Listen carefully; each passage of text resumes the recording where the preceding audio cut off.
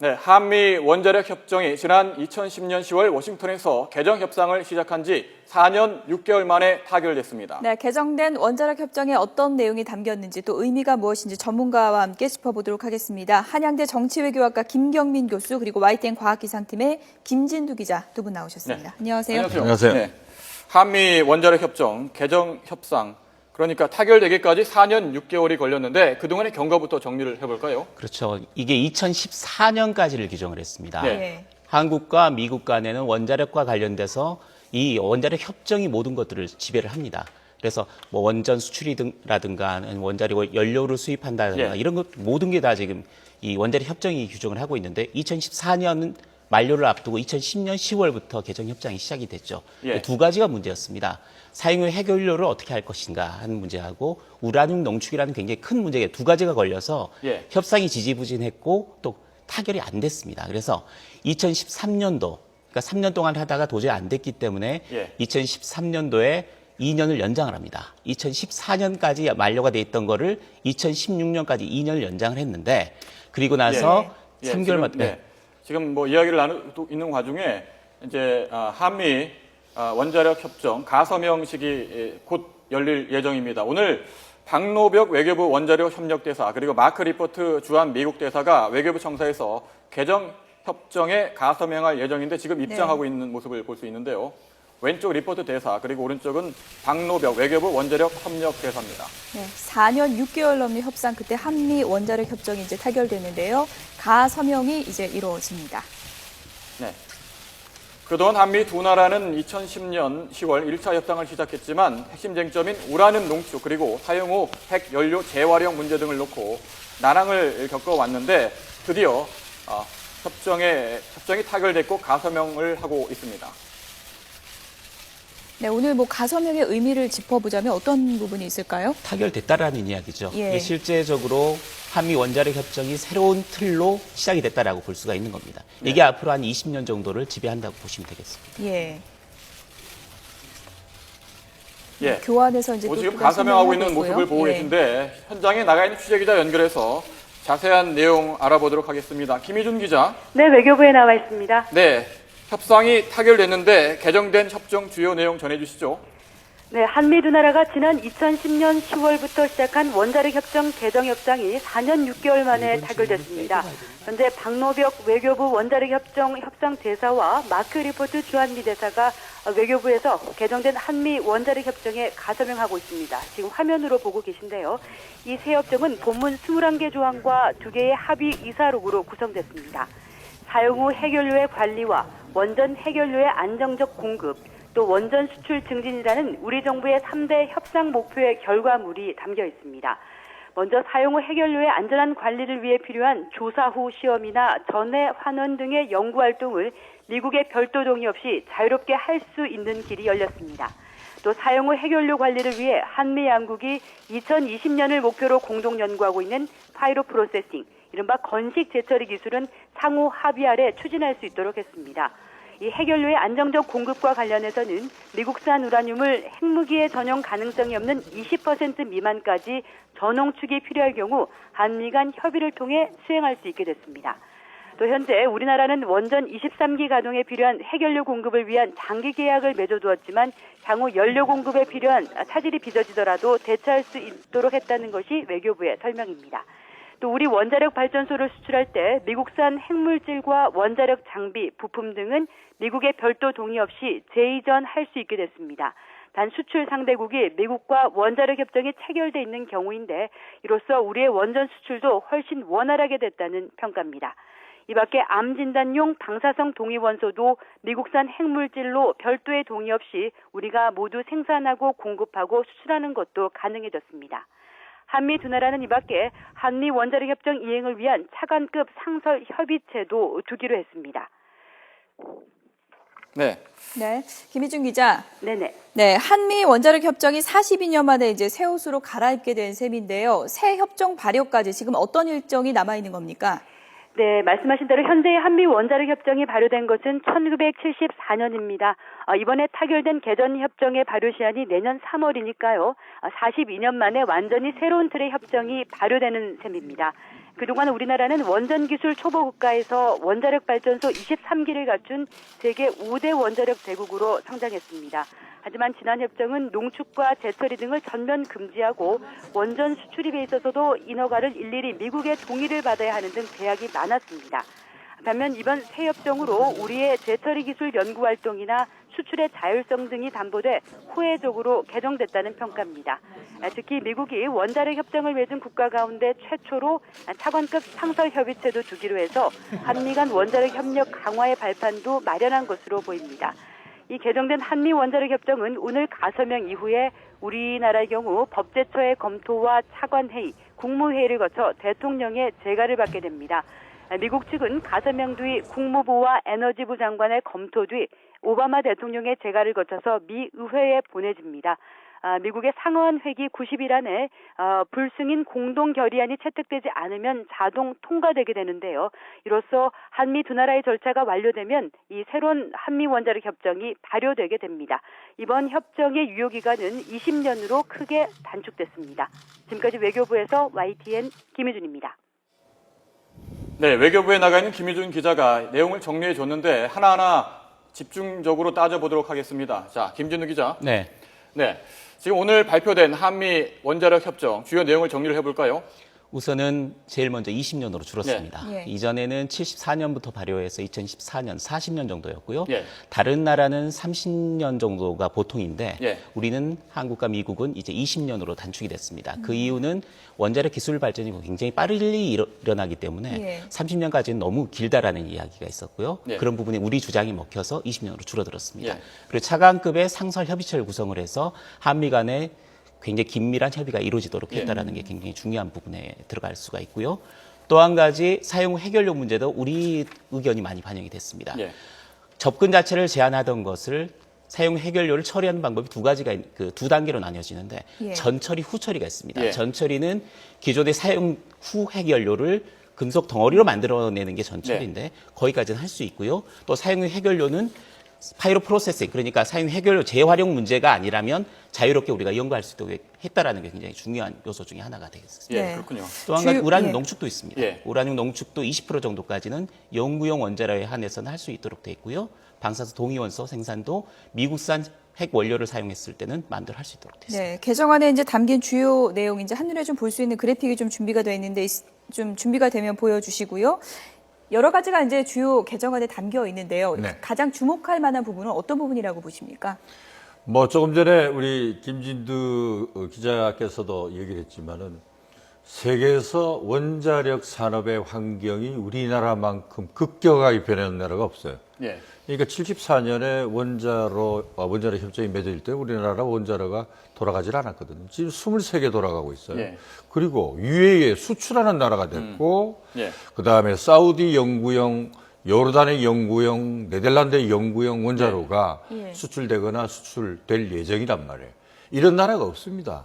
그리고 그러다 보니까 우리나라가 세계적으로 아주 특이하게 원자력 산업 환경이 변하는 나라인데 이 협정 자체가 30년에 묶여 있으면 예. 우리가 적절하게 대응을 못 합니다. 예. 그래서 이번에 20년은 그거는 정말 이 칭찬해 줘야 될 만한 그런 성과가 아닌가라는 생각이 들어요. 예. 왜냐하면은 이게 이제 미국이라는 나라가 1979년에 스마일 아일랜드 원전 사고가 있었어요. 그 이후로는 지금까지 원자로를 하나도 짓지 않았습니다. 예. 그러니까 거기가 원자력 인력도 모자라고 키워지지도 않았고 원자력 산업도 사실 쇠퇴했어요. 근데 우리가 이제 뭐 사용 후 해결료의 공동 연구라든가 이런 것들을 거의 한 2조 원이 드는 연구를 우리가 거의 1조 원씩 이제 내서 해야 됩니다. 그러니까 뭐냐면 미국으로서는 우리 같은 이제 좋은 나라가 없는 거죠. 왜?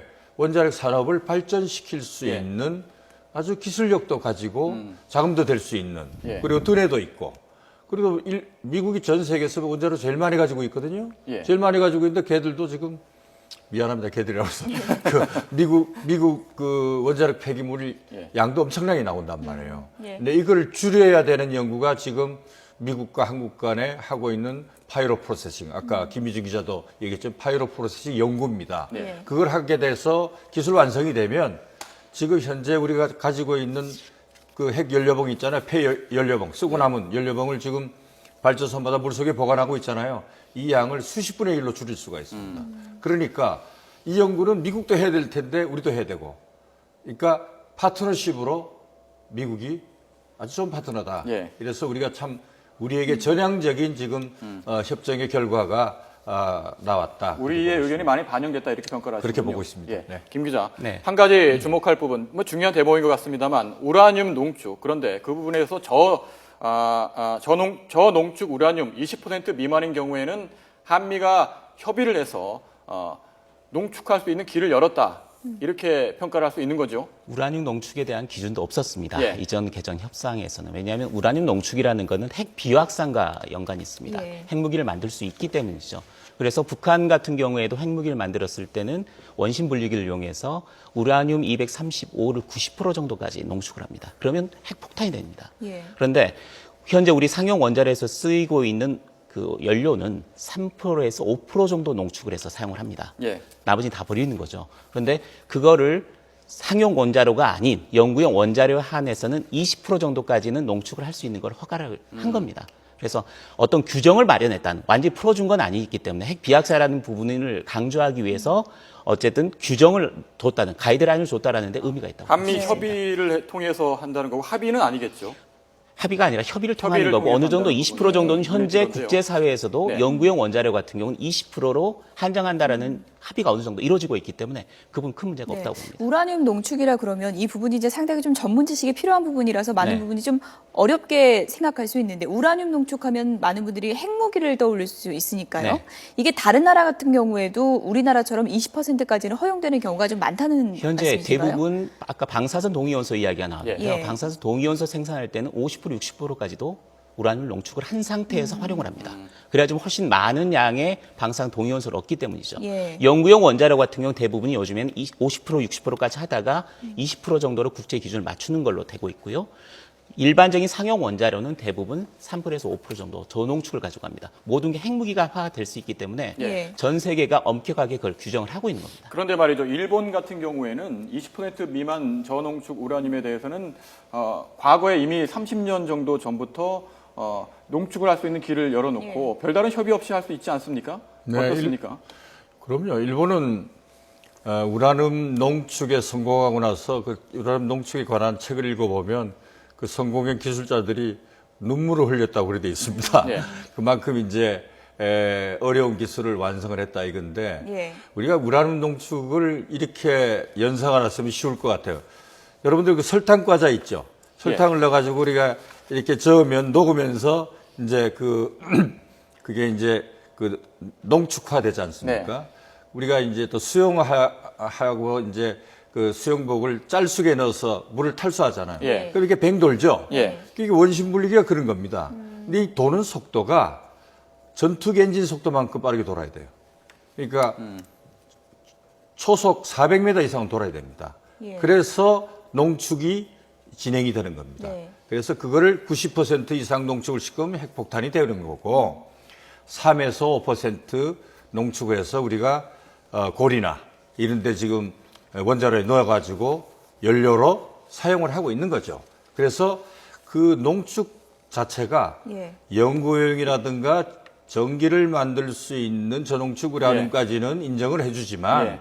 이걸 몰래 예, 잠시만요. 지금 외교부에서 설명이 있습니다. 들어보겠습니다. 10월 한미 원자력 협정 개정 작업을 개시를 해서 4년 6개월간에 걸친 협상을 오늘 마무리를 지었습니다. 특히 지난 2년 동안 집중적인 협상을 통해서 다양한 분야에서 실질적인 진전을 보였고 특히 이에 따라서 지난 2월 뮌헨 국제안보회의 계기에 윤병세 외교장관과 캐리 국무장관 간의 외교회담을 갖고 그간의 협상 진전 사항을 점검하였습니다. 그 결과 협상을 수준의 타결하기로 큰 틀에서 합의를 이룬 바 있습니다. 그 이후에 한미 양국의 협상단은 2월 하순이나 4월 초 등 소인수 협상을 또다시 갖고 막바지 집중적인 대화와 협의를 가졌습니다. 그럼으로써 대부분의 실질적인 사안에 대한 합의를 도출한 바 있고 그 후에 기술적인 잔여 사안들이 남아서 마무리 조율 작업을 해왔습니다. 그래서 오늘 새벽 저와 컨트리맨 차관보 간의 전화 회의를 통해서 남아있던 기술적 잔여 사안도 최종 해소함으로써 오늘 최종 타결에 이르게 된 것입니다. 이미 설명을 드려서 아시다시피 새로운 협정은 40여 년 전 체결되어서 현행 협정에 비해서 여러 가지 개선할 점이 많았습니다. 그래서 많은 진전된 내용이 다수 포함되어 있는데 예를 들어서 사용 후 해결료의 관리, 그리고 원전 연료의 안정적 공급, 원전 수출 증진과 같은 3대 중점 추진 분야를 중심으로 해서 양국 간의 선진적이고 호혜적인 협력을 대폭 확대하는 방향으로 양국 간의 합의가 이루어진 것입니다. 새로운 협정이 이제 타결이 되어서 좁게는 우리 과학산업계의 원자력 활동 분야에 대한 애로사항들을 해소하고 또 넓게는 우리 국민들의 실생활과도 직결되는 부분에 있어서도 성과가 있었습니다. 한미 양국이 향후에 전략적 미래지향적으로 협력을 해나갈 수 있는 체제도 구축하였기 때문에 이제는 원자력 협력이 한미 동맹의 큰 틀에서 더욱 확대 강화될 것으로 기대됩니다. 조금 더 구체적으로 말씀드리면 원자력 이용에 있어서 우리의 당면 과제인 사용 후 해결료와 같은 폐기물의 효과적인 관리, 그리고 원전 수출의 지속적인 증진. 네, 외교부에서 설명이 있었는데 오늘 가서명했던 박노벽 대사가 설명을 했습니다. 네. 교수님, 뭐 여러 가지 설명 중에서 좀 어려운 부분이 있어서 좀 설명을 해주시면 좋을 것 같은데 사용 후 핵 연료의 안전한 관리를 위해서 필요한 조사 후 시험이나 전해 환원 등의 연구 활동을 미국의 별도 동의 없이 자유롭게 할 수 있다. 이런 대목이 있었는데 이 전해 환원 말이 어렵습니다. 네, 전해 환원 어렵. 예.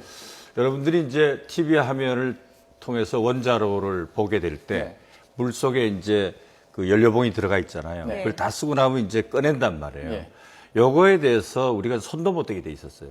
그러나 여기에다가 이제 열을 주었다 뺐다 주었다 뺐다 하면은 거기에서 그 이 방사성의 아주 센 세슘이라든가 이런 물질 예. 이게 양이 많습니다. 예. 이런 물질들을 부피를 줄일 수가 있어요. 그래서 전해 환원이라는 것은 그런 것으로 환원시킬 수 있는 그런 연구를 말하는 거죠. 그래서 이 연구는 아직 연구 단계입니다. 예. 그래서 미국의 아르곤 연구소하고 2011년부터 지금 하고 있어요.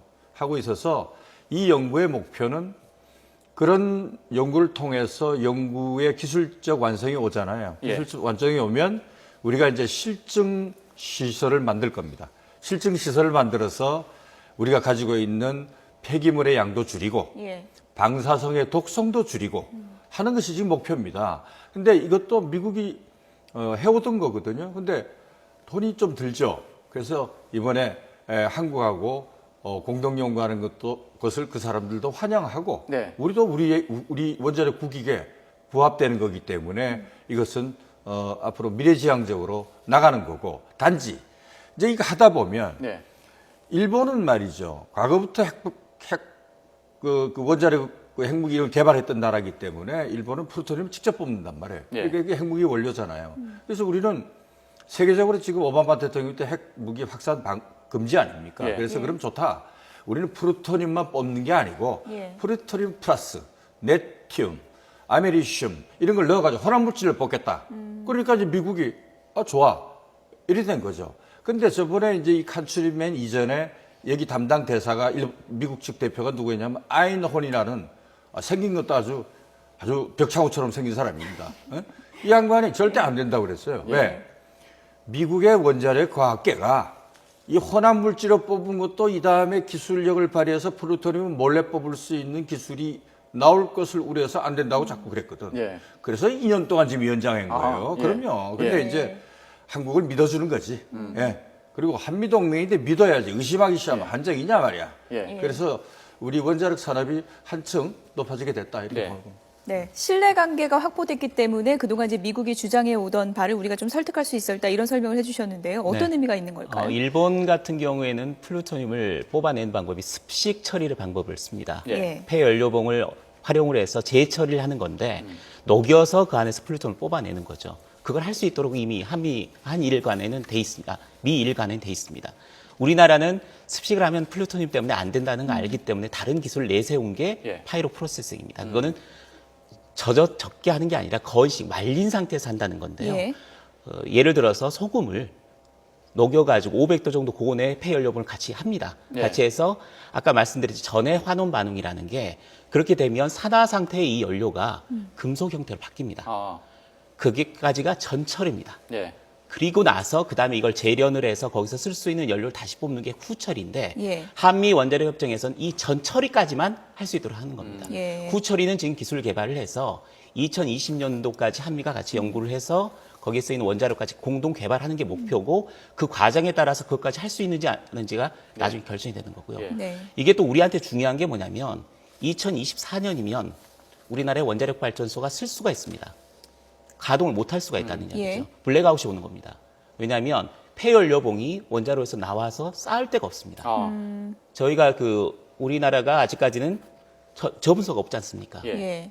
고준위 첨장이 없는 상태이기 때문에 폐연료봉이 나오게 되면은 쌓아놓을 데가 그냥 계속 없으면 쌓이는 세워야 거. 됩니다. 예. 그래서 지금 새로 건설하고 있는 고리 발전소, 신고리나 이런 쪽으로 옮기고 있는데 네. 그것도 2024년이면 끝납니다. 그렇게 되면 원자력 발전소는 그 순간 다 세워야 됩니다. 예. 그렇기 때문에 굉장히 중요한 부분, 그거를 무게를 적어도 부피를 예. 20분의 1에서 100분의 1까지 줄이는 걸로 연구하고 있는 게 바로 프로세싱입니다. 예. 예, 그렇군요. 사실 뭐 이번 한미 원자력 협정을 바라보는 많은 국민들 입장에서는 핵주권 문제와 연관을 지지 않을 수 없는데 핵주권이라는 것은 핵 연료의 보유, 그다음에 농축 재처리에 관한 권리, 이 전반적인 것을 의미하는 건데 이번 협정 타결로 핵주권 확보에 어느 정도는 진전을 봤다 이렇게 평가를 할 수 있겠습니까? 핵폭탄이라는 단어를 넣자고 그러면 핵안보라는 말이 나오겠죠. 예. 그거는 지금 할 수도 없는 거고요. 네. 단지 산업적 주권은 획득했다. 산업적 주권. 네, 그렇게 네. 봅니다. 우리나라가 원자로를 팔아도 그 부품이 미국 거면 미국의 동의를 다 얻어야 돼. 예. 그게 얼마나 복잡해요. 근데 이번에 이걸 일괄 처리하게 됐다는 거. 아. 예를 들어서 얼마 전에 우리 아리랑 3회 인공위성 쐈잖아요. 예. 러시아에서. 예. 중국에서 쏘면 더 싸요. 근데 부품이 미국에 들어가 있어서 미국이 중국 로켓을 사용해서 쏘지 말라 해서 러시아는 괜찮다해서 그렇게 하는 겁니다. 예. 그렇기 때문에 원자력 부품이라든가 이것을 자칫 잘못하면 핵폭탄하고 연결되는 거기 때문에 규제를 들어가죠. 규제를 들어가는 부분에 우리가 원자력의 평화적 산업 이용 부분까지 규제를 받아서 되겠느냐? 예. 안 되죠.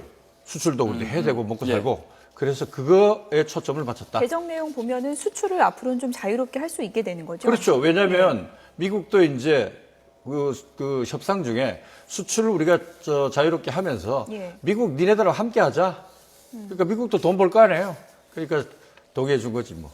네. 그 규모가 어느 정도 될 수 있는 건가요? 수출 규모가? 수출 규모는 우리가 앞으로 예. 할 거에 따라서 달라지는 거죠. 예. 중요한 거는 우리가 한 달 걸렸던 거를 일주일 만에 빨리 수출할 수 있고 또 상대국 우리가 수출하려고 하는 상대국의 요구에 빨리빨리 대응을 할 수 있다라는 거죠. 예. 하나하나 부품 하나하나를 그쪽에 이전하는 문제도 미국과 협상을 하고 허락을 얻은 상태에서 하는 것과 예. 이 내용이 있습니다. 포괄적 장기동이라는 말로 표현을 했거든요. 예. 그러니까 한국이 수출하는데 별 지장이 없을 핵물질 또는 부품, 기술 같은 것도 재이전을 어느 정도는 동의를 해준 겁니다. 그러니까 굉장히 수출 전략이나 아니면 수출 대상국과 협상을 하는데 굉장히 빨라진 거죠. 그러니까 원자력 산업 수출에 족쇄가 풀렸다라고 그렇게 보시면 되겠습니다. 예. 수출 규모가요. 예. 저 아랍에미리트 하나 파는 게 하나에 6조 원이거든요. 4겹이 24조 원이잖아요. 예? 예. 그러니까 그런 것들이 쉬워진다는 거예요. 예. 지금 뭐 우리나라가 세계 5대 원전 강국이란 말을 하고 있는데 그 위상에 걸맞게 한미 원자력 협정을 통해서 여러 가지 의견들이 반영됐다 이렇게 볼 수 있겠군요. 그럼요. 그러면서 상설 협의체를 만들었으니까 혹여 나중에 또 별거 따윈가 딴지 걸면 계속 이야기할 수 있는 메커니즘이 생겼다. 상설 협의체는 차관급으로 차관급으로. 했다는 것은 어떤 의미가 있습니까? 왜냐하면 차관급이란 정부에서 고위급 아닙니까? 예. 그 문자 그대로 고위급 회담입니다. 거길 통해서 해관보도 그렇고 그다음에 협정 이행 사항도 그렇고 두 나라 간의 수출 문제라든가 그다음에 연구라든가 이것을 공동으로 계속 체킹할 수 있다. 그럼 수시로 세부 내용도 조금씩 좀 수정할 수 있는 가능성도 있는 건가요? 그 부분은 이제 의논할 수 있죠, 얼마든지. 그러니까 그런 협의체를 만든 거는 미국과의 협정에서는 지금 처음입니다. 예. 뭐 오늘 협정은 타결됐지만 남은 절차가 있지 않겠습니까? 네, 앞으로 뭐 국회 비준이 필요한 겁니까? 어떤 절차가 남아 있습니까? 이제 대통령 국회 동의를 얻어야 되고요. 예. 그다음에 대통령 재가가 있어야 되는 상황이고요. 우리나라도 미국도 마찬가지입니다. 예, 그 과정을 거치면 아마 발의가 될 것으로 보입니다. 예, 그런데 말이죠. 그동안 우리나라의 원자력 문제를 따질 때 뭐 외국에서 특히 미국에서 볼 때는 북한 핵 문제와 연관이 돼 있어서 한국의 뭐 핵 문제를 풀 때 좀 우리나라 입장에서는 운신의 폭이 좁은 게 아니냐 이런 말도 나왔는데 어떻습니까? 이번 협정 타결로 인해서 그런 부분도 영향을 좀 받게 되는 겁니까? 그럼요. 왜냐하면은 우리나라가 지금 원자력 산업을 지금까지 해오면서 예.